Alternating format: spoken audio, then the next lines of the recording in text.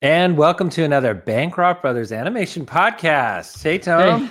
Hey, how's it going, Tom? I'm doing good myself. Did you want to say, did you ask me if I was doing good? Yes, I did. Just literally seconds ago. Okay, good. Because Yeah.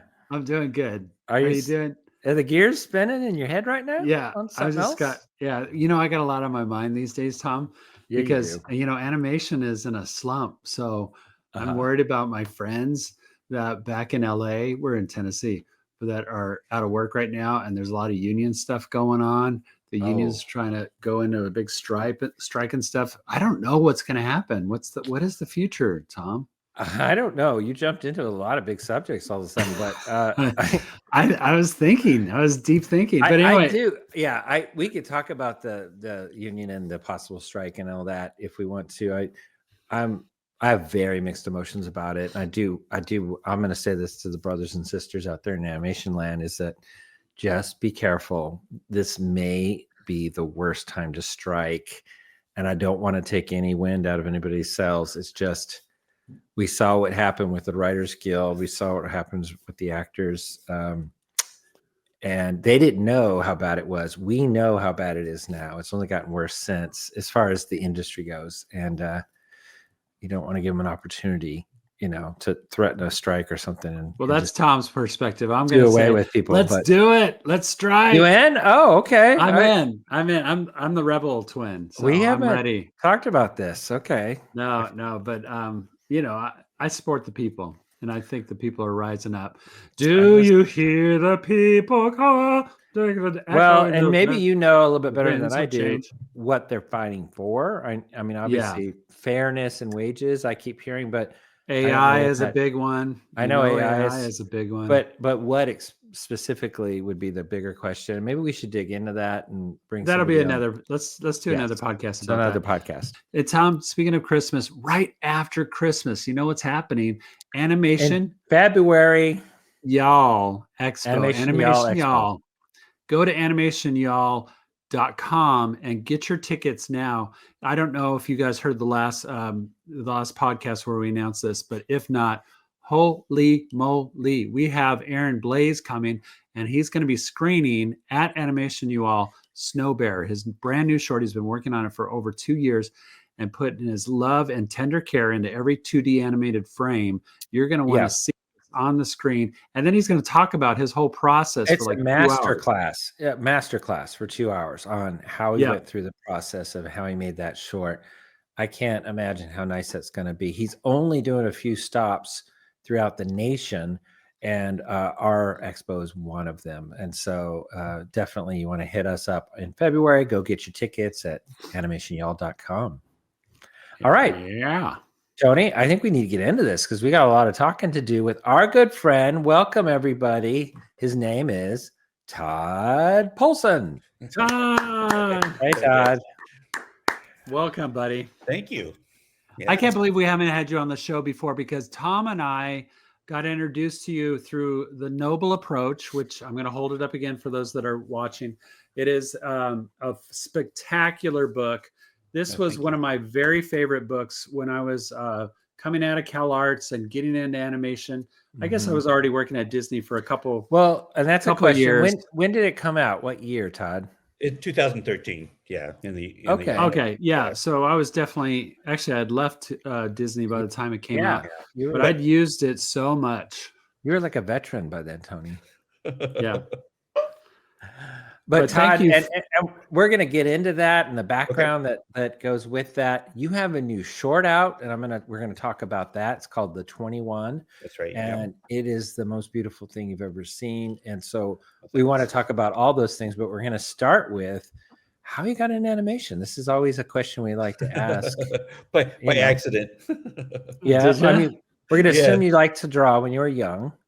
Yeah, I did. And I started making cutout films in high school. I was about 13, 14, with a little 8mm camera and doing comic strips and things like that. But then I got accepted at Otis Parsons in Los Angeles. And so I Okay. went from Wyoming to Los Angeles, and I was doing fine arts. It was a foundation course. So Yeah, I'm gonna guess they didn't have an animation program at the time. not at the time. Animation wasn't viable anywhere except there was like Sheridan, there was CalArts. There weren't that many places actually. Yeah, honestly, and Sheridan was Canada for our listeners, and then CalArts is in California. Yeah, which Otis is in California too, correct? that's right. Yeah, Yeah. yeah, it's in LA. Down in Crenshaw. It was at that time. Oh, was it? Yeah, it was in a pretty rough part of town. There were bullet holes in the windows, and they've since moved. So That's good. Well, we get artists on the way to school, and that's kind of how it works. Artists are always put in dangerous situations, and then and basements. Yeah, that's right. So, That's true. It'll never change. That's when we do our best work, though, isn't it? Under duress. That's right. So, so I want to talk a little bit more about the Noble approach. You and there was a group of you guys that was called Noble Boys, and I'm kind of jumping the story a little bit, but I had heard of the Noble Boys when I was at Disney, and I was trying to figure out what the heck is that, and I heard it was related to Maurice Noble, who was a master draftsman and layout artist at Warner Brothers with Chuck Jones for so many years. And tell me about how did you get involved with Maurice Noble, the legend, and becoming a Noble Boy, and who are some of the other and lastly, Lost Boys? You have to wear tights to be a Noble Boy. Yeah, that's right. You wish upon a star. That's the vibe I'm getting a little bit. Yeah.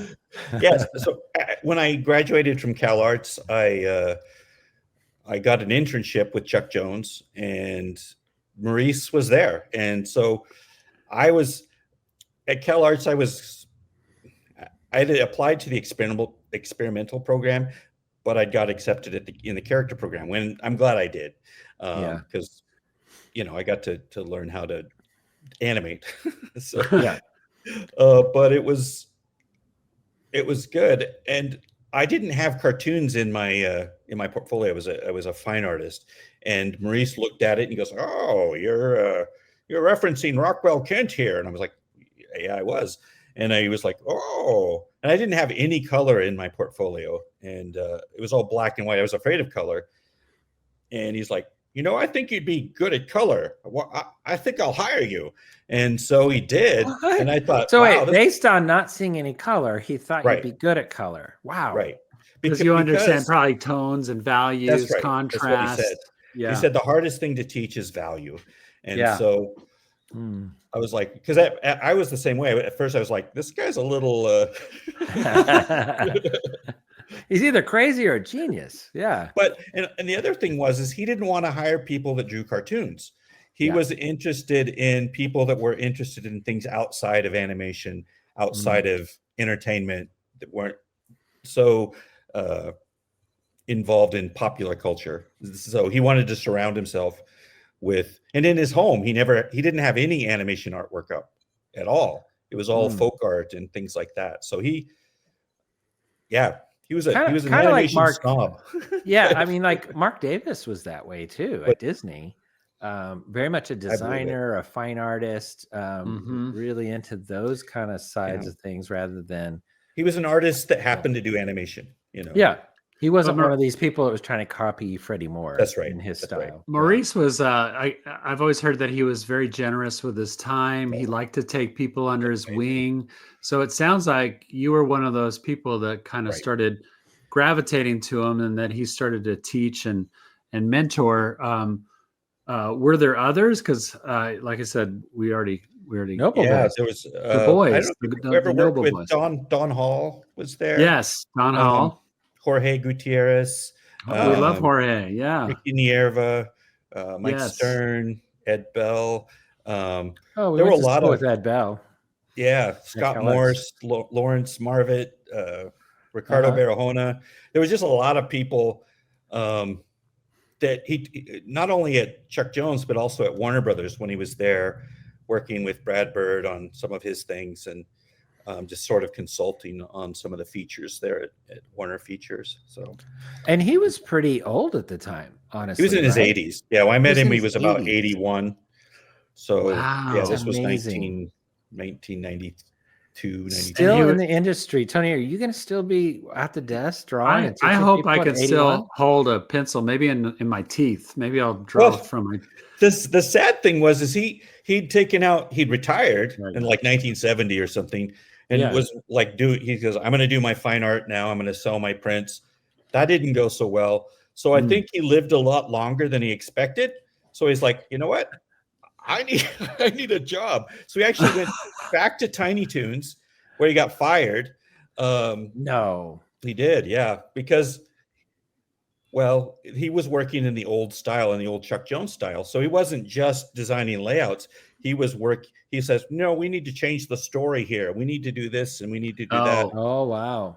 And so they didn't like that. Yeah. no, of course not. Yeah. No, of course not. Well, but that's interesting. Let's back into that a little bit, meaning so we haven't really talked about what a layout is, honestly. Right. So for the listeners, how would you describe the layout process? And honestly, when we were making The Light of the World, the film that we're trying to finalize now, we're in the last half of animation right now. Yeah, it's beautiful, by the way. Yeah. Thank you, thanks, Todd. Todd. That means a lot. Yeah, I know you've seen it. You've seen it. Yeah. So yeah, and we'll get to it in a minute, but Todd does work for TSP, which is the company that is making The Light of the World. So you're internal over there. We're contractors, Tony and I. And so anyway, oh dang it, I'm going to lose my thought. Layout. When we were making the film The Light of the World, we had a hard time finding what we'd call traditional layout artists because of what it is, a very specific thing to 2D animation, and we were making a 2D feature film. So let's be clear, CG animation layout process is different. Very different. Yeah. It's the same step, you could say. You know, you're putting in sort of where your character is going to be and how big they're going to be in that scene and what the shot, where the camera is and all that. It is that step, but not having to draw it is one, but also all the camera mechanics that go along with that, especially in the 2D side. That's right. Yeah. Is very complicated, and it's a whole nother layer. So in the that's a lot more straightforward in the CG world. So anyway, backing up, we had a hard time finding people that knew that process, and a lot of them were saying, well, we don't do it anymore. Even at a lot of the 2D studios, they were saying, we don't really have the layout process anymore. Interesting. And I think it was really honestly because they weren't making 2D films, honestly. Right. That's why they didn't have it. So those people, we had to go back to people our age, honestly, Tony's and mine, and probably yours, Todd. Yeah. I can't remember your age, but we're pretty close. Yeah. And find people like that. And so, can you tell us, traditionally, especially in the Maurice era, right? Well, because that's a whole nother layer, probably.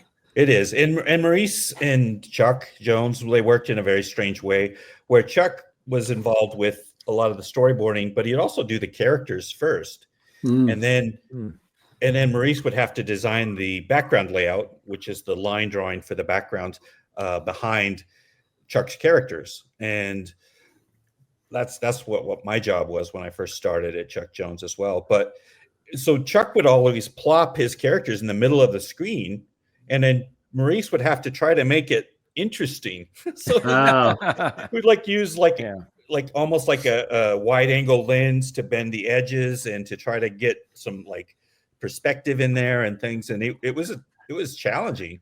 Yeah. And when I worked with Chuck would draw all of his characters on different pieces of paper, and so I'd have to like blow them up or shrink them down. This was on Xerox on paper, and so and then go back in. And I was working. Yeah, it was just because this very manual before Photoshop, where you could just scan everything in and manipulate it. Yeah, but a lot of places like Howley Pratt with Friz Freelang, another Warner's director, he did all the layouts himself. He did the characters and the backgrounds.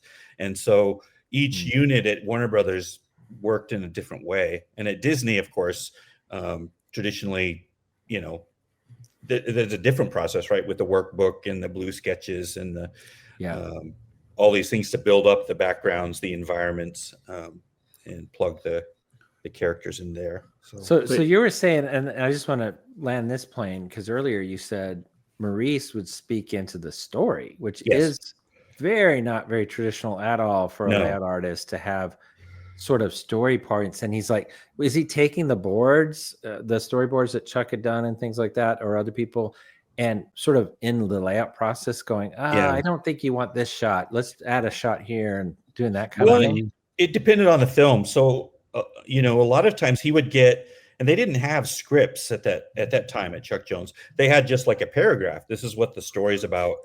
Story beats basically this happens and this happens and then this happens. So while they were working on the boards, a lot of times he'd be working on gag drawings. He'd be working on like this was what the environment might look like. And so he would basically do concepting, and he'd feed that into Chuck, and Chuck would say, nah. Or sometimes he would see it and go, oh yeah, like What's Opera Doc, for example.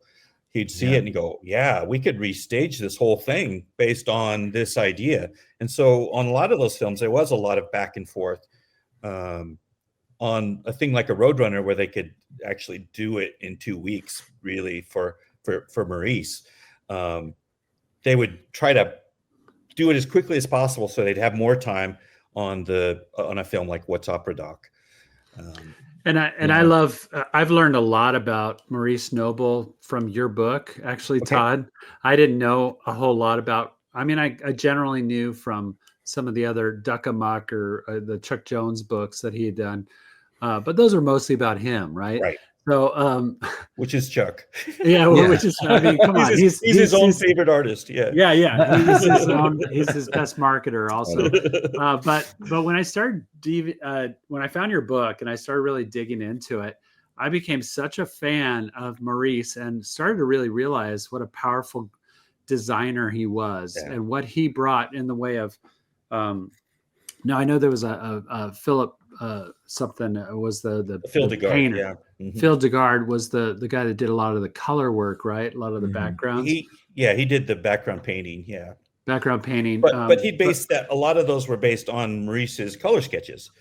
So he'd do these little thumbnails, like basically like a color script. And then Phil would take those and paint them full size. Maurice's his sensibility, if you guys remember those for those that are listening, and all those early, Bugs Bunny and all those kind of things. I'm thinking of a specific one. Alibaba Bunny, I guess, is one where it's like almost like an Aladdin story where he finds a genie in the lamp and stuff. But sarsaparilla. Exactly. But what he would do with what Maurice would do with the colors, color temperature, like inside the cave, there's a cave part of it, and it's all cool colors and blues and purples, and then wacky hot colors outside in the desert, not just yellow, but like crazy oranges and all this kind of stuff.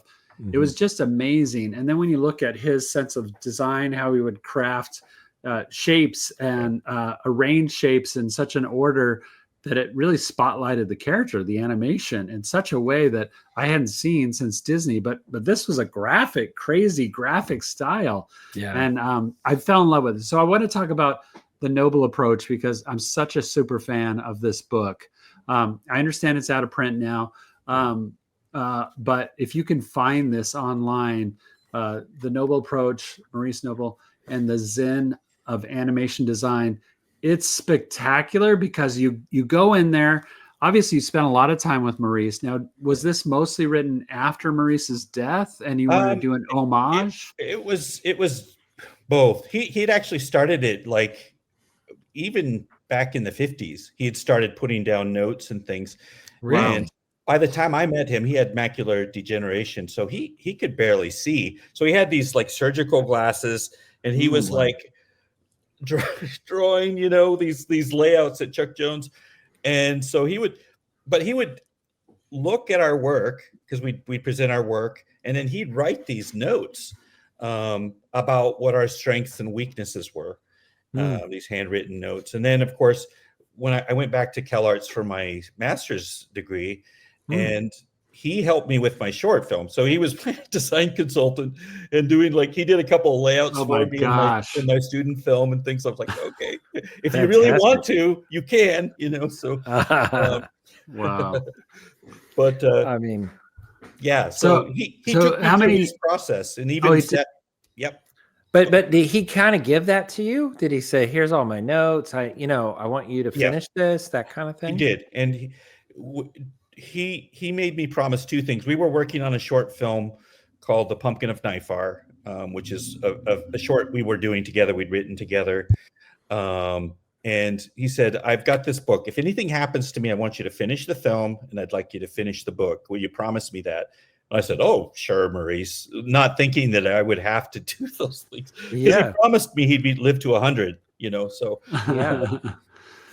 Wow, and it took a long time to do then. It So did. you worked on this and trying to get the rights, I'm sure, to all That- these, because that was the hard there is so this is why I want people to go find this book and buy it too.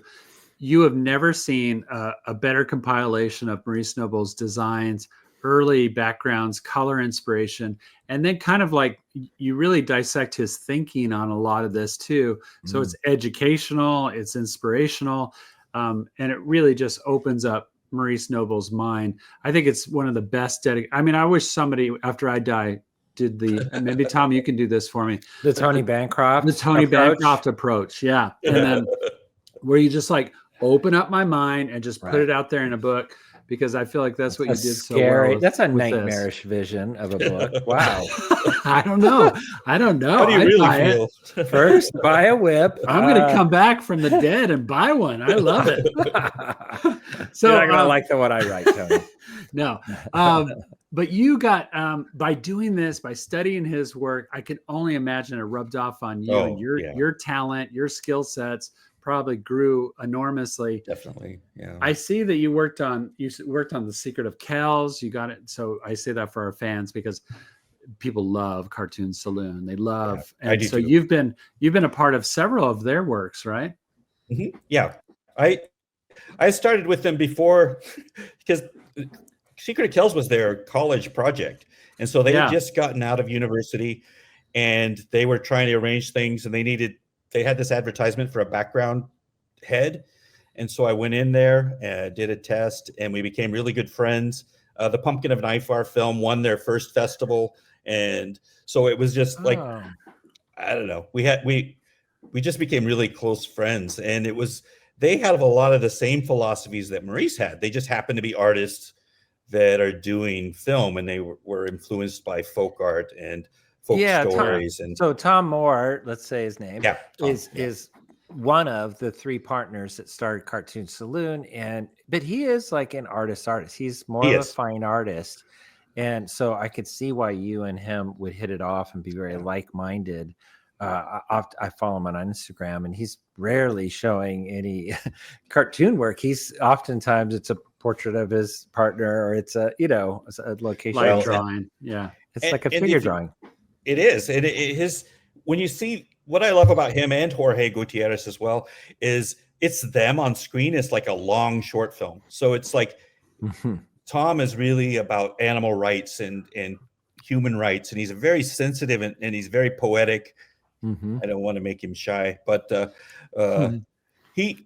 extends to his films, and those are the things. All of his interests come, and that's what makes his films feel so sincere.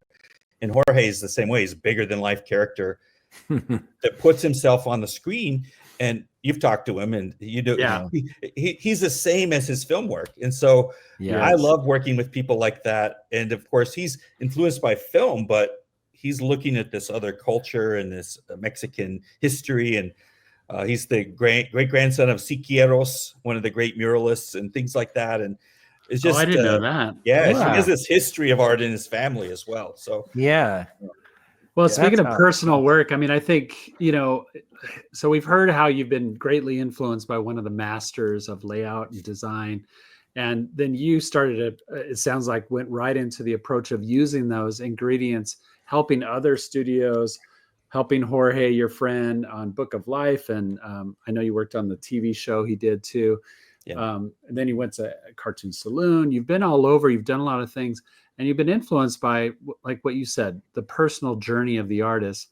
And now you have a film. I'm getting to the 21. Now you have a film that I'm sure has been near and dear to your heart for many, many years. It's a real passion project. It's a short that is I want to know first, like, how can people find it, and then I want to know a little bit more about how it all came about for you. Okay, all the updates are at the 21film.com, and it'll be out in February. So right now all we have is trailers, and I've been posting some behind the scenes stuff and different things. But yeah, if you just type in the 21film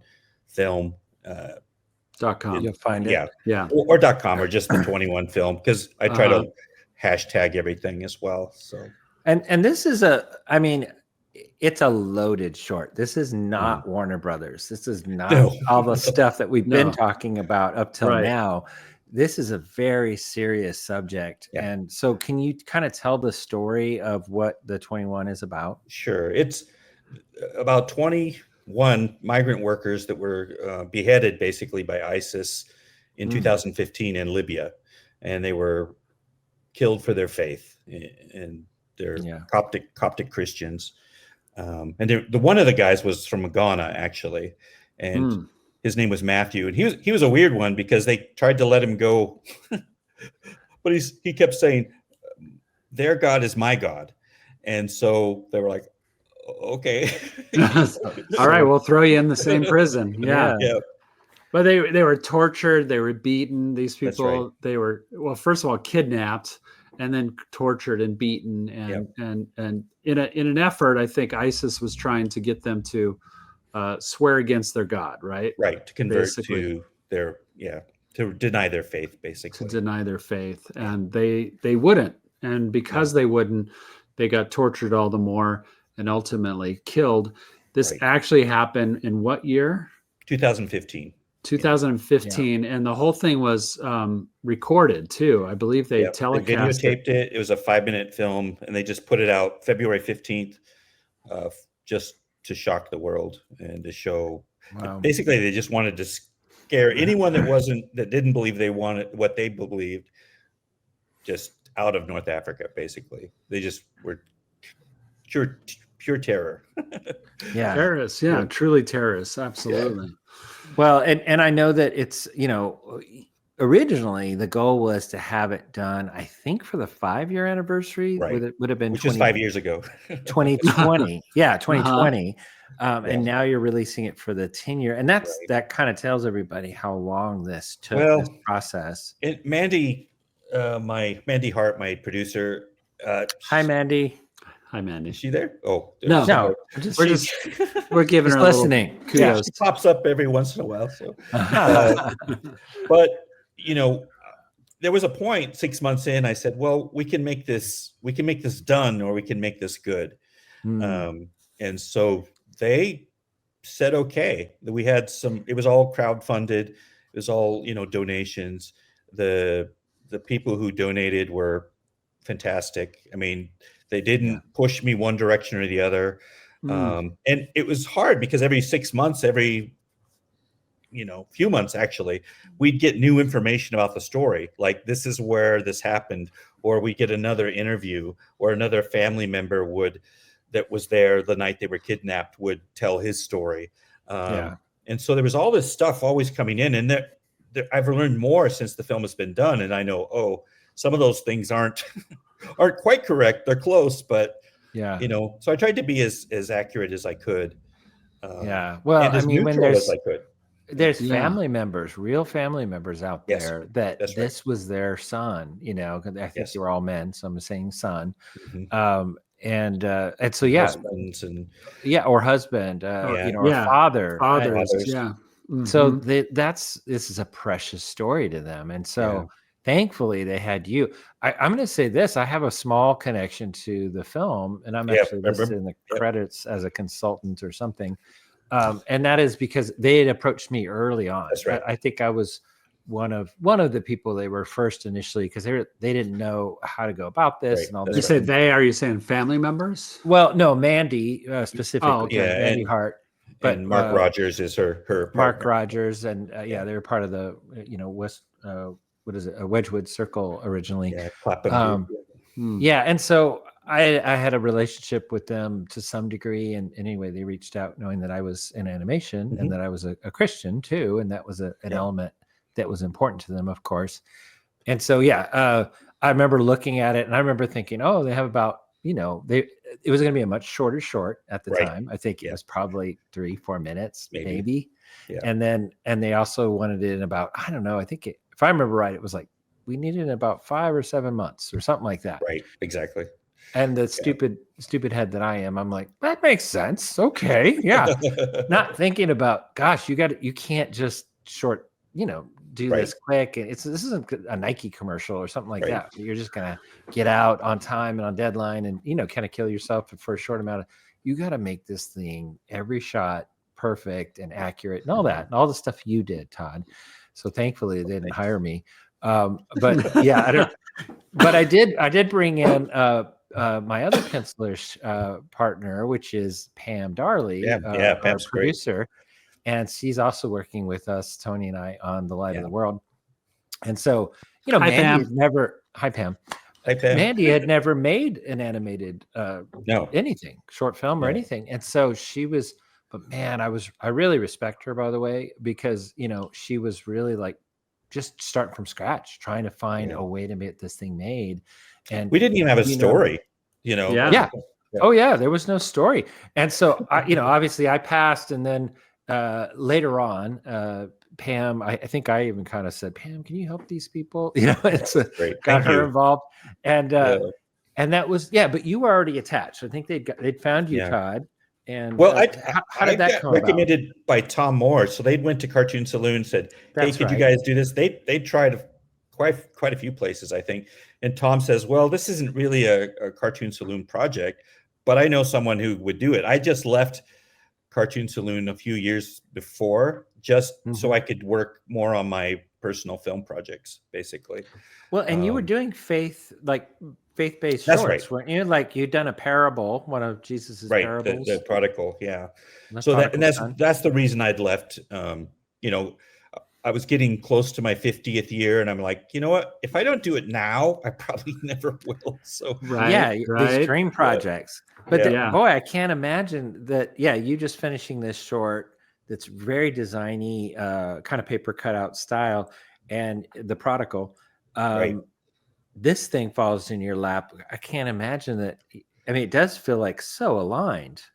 Yeah, I was so thankful to be back in 2D land as well. Well, I hadn't worked in 2D for a long time, and that's that's my base. And so it was great, and what an education. I was working with iconographers, consultants from Syria, from the Ukraine, from Egypt. All these great artists were like speaking into my work.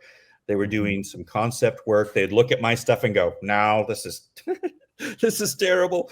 Like for example, my color palette was like Jorge Gutierrez bright. And so these guys were like, "We'd never use colors like this." And so for me, just the shape language, the color, the textures, all those things, it was like going back to school. Really, it was amazing. Yeah. That's so cool, because you really wanted to get a flavor of the culture, the world, right, as you were building it. And for the listeners out there, Tom and I have seen the short. So spoiler alert, we're super fans of Todd and what he did with the 21. But each frame, I think, is like a masterwork of composition. Yeah. And that really speaks to you, Todd. And going back to what we were talking about with Maurice Noble, boy, the planning of each one of those shots. Now, did you storyboard it too? Or I'm wondering about that. Well, we worked on it in the same way that Maurice worked with Chuck and Mike Maltese. So I would write the story. I had scripted it out, and then I would be doing like concepts. And then my friend Moss in Thailand, I'd worked with on a number of projects. He's an amazing director. So we'd go back and forth on this stuff, and I would have some design work. He'd give me some boards, and we'd go back and forth for probably a year. Just poor guy.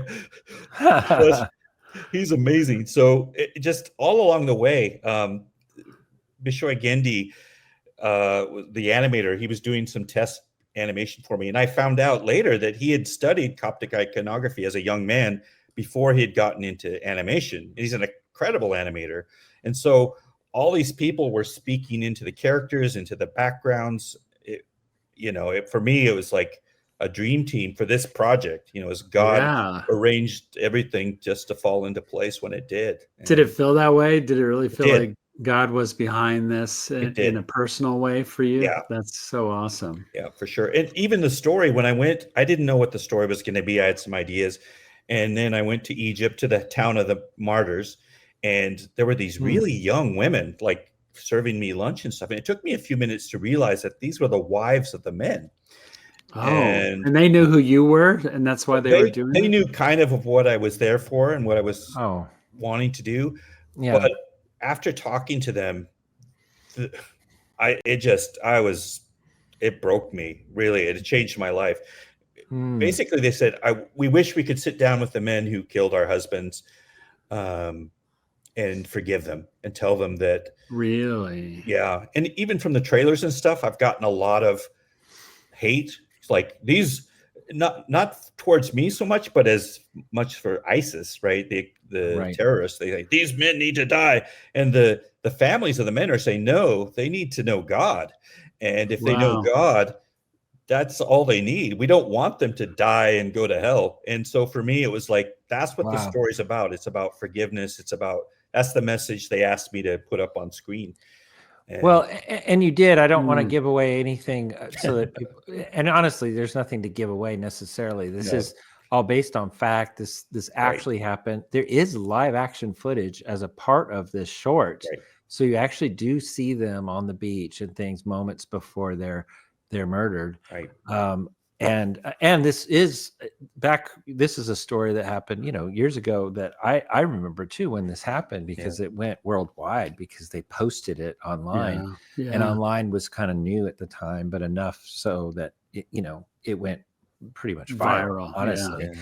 And so, I just want to say there's some amazing moments within your life, Todd, that you're already kind of hinting at, but also in the film, what actually happened, that the people that were, the captors and the captees were having visions.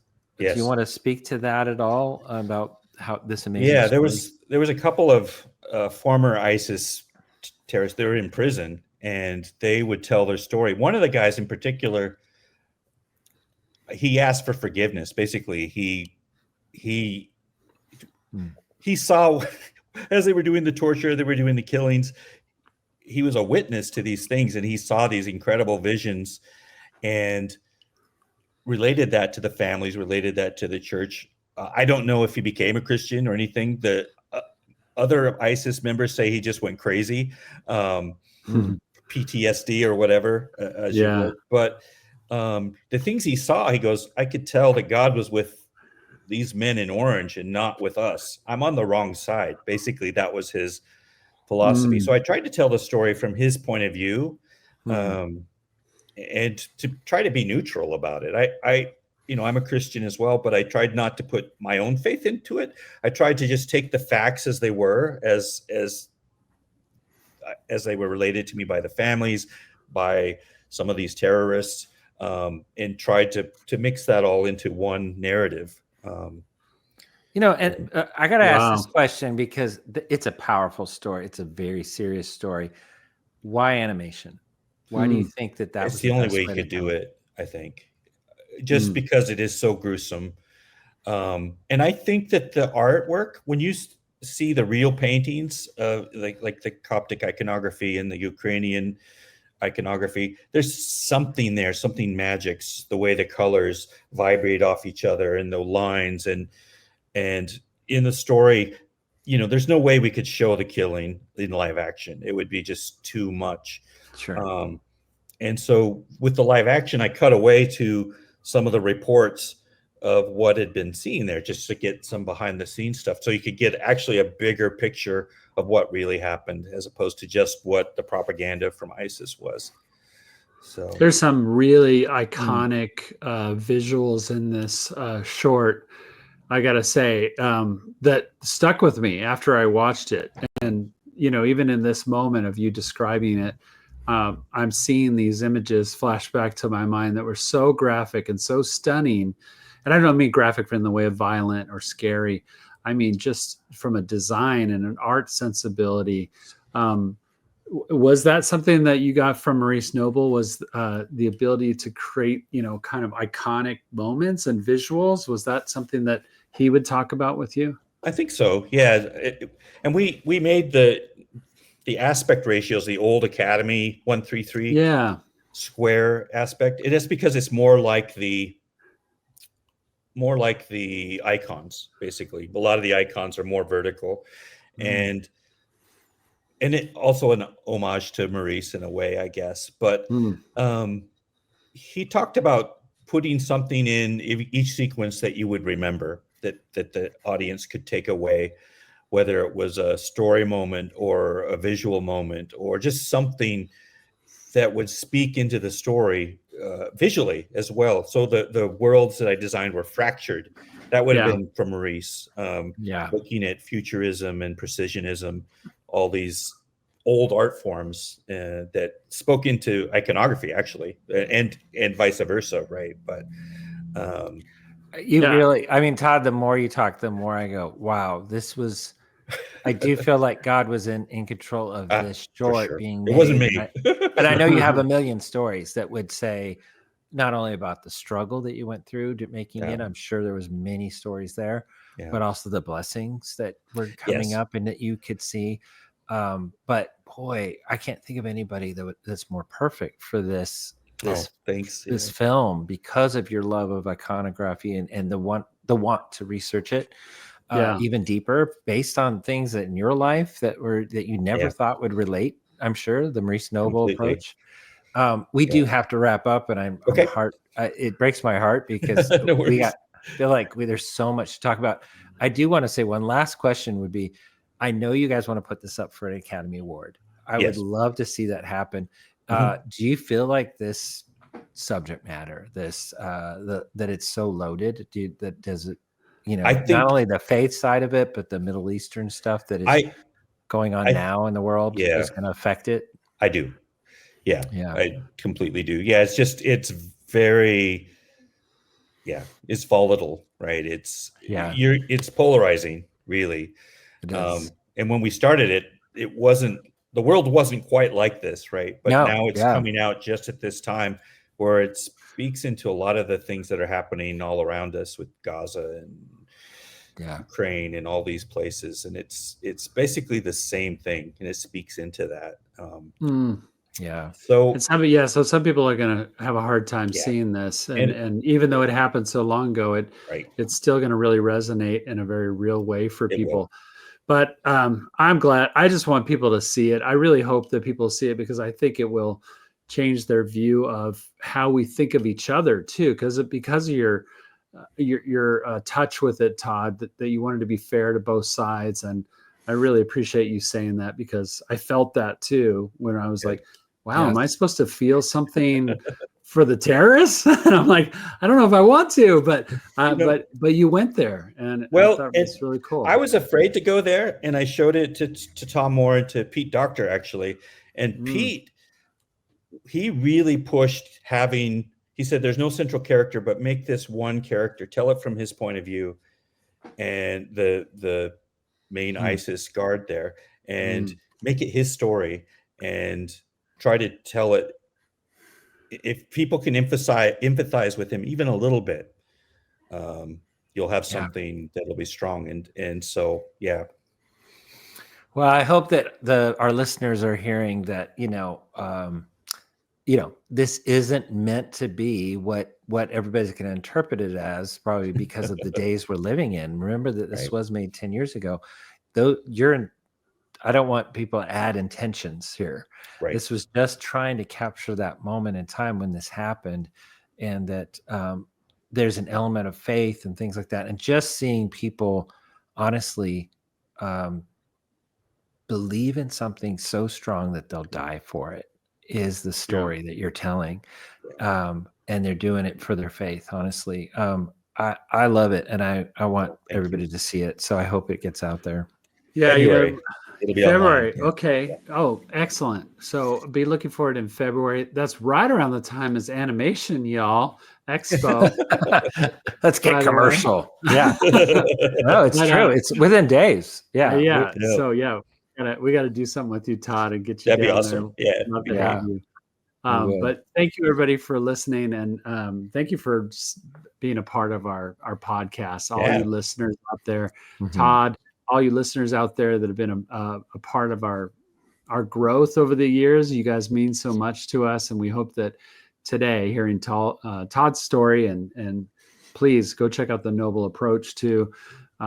We hope that you guys have gained something more just by being here with us. I know we did by just talking to you, Todd. Thank you. Yeah. Thank you guys for having me on. Thank you, Todd. Tom, as we always say, here we go. Animate from the heart. If you like what you just saw, please consider subscribing to our YouTube channel, Pencilish Studios.